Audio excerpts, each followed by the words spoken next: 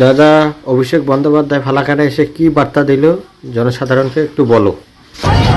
অভিষেক ব্যানার্জি উন্নয়নের কথা বললেন।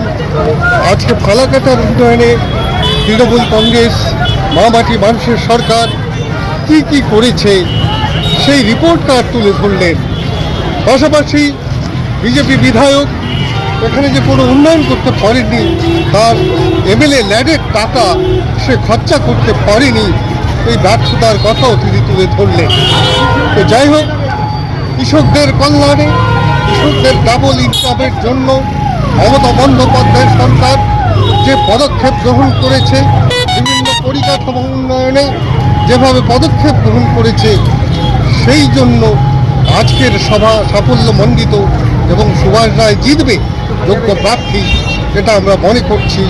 ফালাকাটার আপামর জনসাধারণ সেটা মনে করছে। নমস্কার, প্রসেনজিৎ রায়, জেলা সভাপতি, কিষাণ ক্ষেত মজদুর তৃণমূল কংগ্রেস কমিটি এবং আহ্বায়ক, উত্তরবঙ্গ কিষাণ ক্ষেত মজদুর তৃণমূল কংগ্রেস।